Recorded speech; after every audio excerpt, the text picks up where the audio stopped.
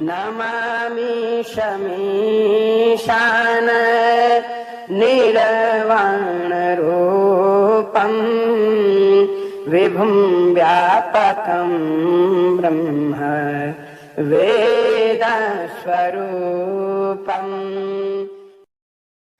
हर हर महादेव। मित्रों, पिछले भाग में हमने जाना था कि योगासन में बैठने का प्रॉपर ढंग क्या है। अब उससे आगे की बात करते हैं। सिर्फ योगासन में बैठने से लक्ष्य प्राप्ति नहीं होती, ये प्रथम स्टेज है। धीरे धीरे आगे बढ़ना होता है। मन, सबसे पहले मन, इंद्रियां ही हमें इस पथ पर विचलित करती हैं। अतः इंद्रिय, प्राण आदि और मन को उनके विषयों से हटाकर प्रत्याहार आरंभ करें। जी हाँ, इंद्रिय, प्राण और मन को उनके विषयों से हटाकर प्रत्याहार आरंभ करें।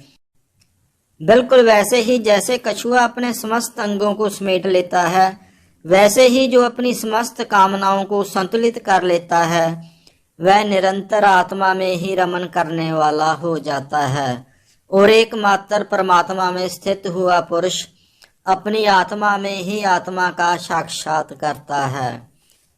जी हाँ, एक बार फिर से अपनी आत्मा में ही आत्मा का साक्षात करता है ऐसा योगी पुरुष। बेशक ये अंतर्मुखी क्रिया है, पर बाहर भीतर दोनों की शुद्धि आवश्यक होती है। अतः बाहर भीतर की शुद्धि का संपादन करके अपने कंठ से लेकर नाभि तक के शरीर को प्राण वायु से परिपूर्ण करते हुए प्राणायाम आरंभ करें। यहाँ याद रखें कि नाभि से कमर तक नीचे जो वायु होती है उसे अपान वायु कहा जाता है। हमें अभ्यास कंठ से लेकर नाभि तक के शरीर को प्राणवायु से परिपूर्ण करते हुए प्राणायाम आरंभ करना है। मित्रों, ये प्राणायाम 12 तरह के माने गए हैं। इन्हीं प्राणायाम को धारणा भी कहते हैं। वहीं तत्वदर्शी योगियों ने योग में 2 धारणाएं बताई हैं। तत्वदर्शियों के अनुसार योग में प्रवृत्त हुए नित्यात्मा योगी के सभी दोष स्वयं ही नष्ट हो जाते हैं और वह स्वस्थ भी हो जाता है। उसकी अवस्था ऐसी हो जाती है कि वह पारब्रह्म परमात्मा को और प्राकृतिक गुणों को पृथक पृथक देखता है। वह व्योम से लेकर परमाणु तक का साक्षात करता है और वह निष्पाप आत्मा का भी दर्शन कर लेता है। योग में कहा गया है कि धीरे धीरे अभ्यास से एक एक भूमिका को वश में करते हुए दूसरी पर पैर बढ़ाया जाए। वैसे ही जैसे किसी महल में जाते हुए एक एक सीढ़ी को पार करके दूसरी पर चढ़ा जाता है, बिल्कुल वैसा ही योग के मार्ग पर करें। पहले पूरे अभ्यास से एक पर विजय, फिर ही अगली स्टेज पर। यहाँ याद रखें, जो भूमि अपने वश में नहीं हुई उसमें जाने से वह दोष, रोग आदि दुखों और मोह को बढ़ाती है। उम्मीद है जिस बात की ओर संकेत किया गया है वो आप समझ ही गए होंगे। मित्रों, थोड़ी सरल भाषा में प्राण वायु के निरोध को प्राणायाम कहते हैं।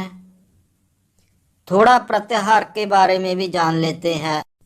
अपने मन को संयम में रखने वाले योगी जन शब्दादि विषयों की ओर जाने वाली इंद्रियों को उनकी ओर से योग के द्वारा प्रत्याहृत निर्वृत करते हैं। इसीलिए यही प्रत्याहार कहलाता है। योग प्राणायाम करते हुए शरीर को दोष ना हो, रोग आदि ना हो, इसके लिए थोड़ी जानकारी प्राप्त करते हैं।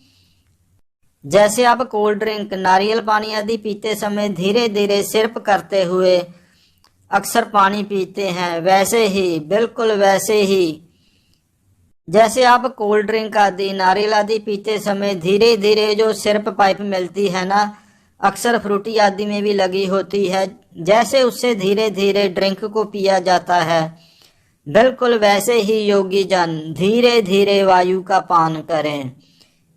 एकदम जोर से खींचना बिल्कुल ही मना होता है। बस धीरे धीरे सिप करते हुए जैसे आप पानी को पीते हैं या कोल्ड ड्रिंक, वैसे ही वायु का पान करें। पहले नाभि में, फिर हृदय में, उसके बाद तदंतर तीसरे स्थान वक्ष स्थल में। इसके लिए मित्रों संयम और अभ्यास की आवश्यकता होती है।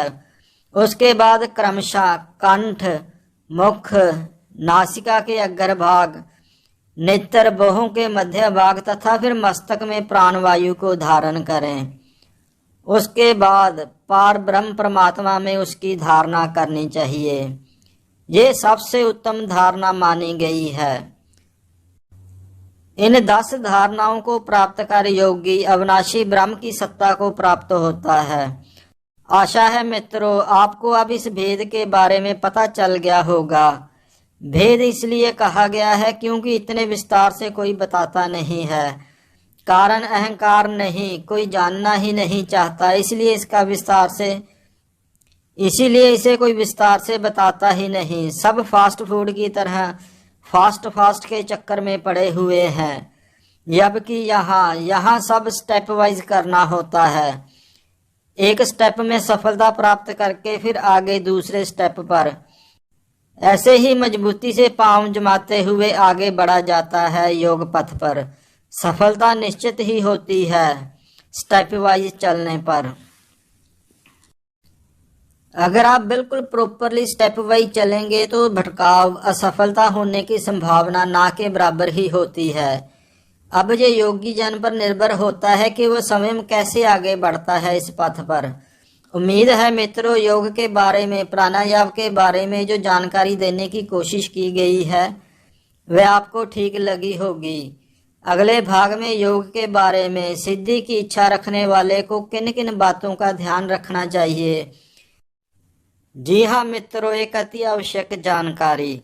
योगाभ्यासी जब योग पथ पर चलता है तो उसकी ये यात्रा अंतर्मुखी होती है, जिसमें मन को साधने के साथ साथ तन को भी साधा जाता है। प्राणायाम करते हुए इसे पूरे उत्साह के साथ करना बहुत ही अच्छी बात है, परंतु मित्रों इस अति उत्साह में गलती होने की भी संभावना बनी रहती है। इसीलिए कुछ सावधानियां भी बरतनी ही चाहिए, तभी हम प्राणायाम योग में पूर्ण सफलता प्राप्त करते हुए अपने लक्ष्य परमात्मा तक पहुंच सकते हैं। कुछ असावधानियां बरतेंगे तो उनके दैहिक दोष भी प्रकट हो सकते हैं। क्या क्या दैहिक दोष प्रकट हो सकते हैं असावधानी बरतने पर, उसकी अगले भाग में जानकारी लेंगे। मंगल के मंगल गीता ज्ञान श्लोकों का अर्थ समझने की कोशिश भी चलती रहेगी। ऐसी ही और वीडियोस के लिए चैनल को सब्सक्राइब अवश्य करें। वीडियो अगर जानकारी भरपूर लगी हो तो इसे लाइक और शेयर अवश्य करें। हो सके तो दूसरों के साथ शेयर करके इसे बढ़ाने की कोशिश करें। ज्ञान बांटने से बढ़ता है, सर्वोत्तम दान है ज्ञान। हर हर महादेव। नमामि शमीशान निर्वाण रूपम विभुं व्यापकं ब्रह्म वेद स्वरूपम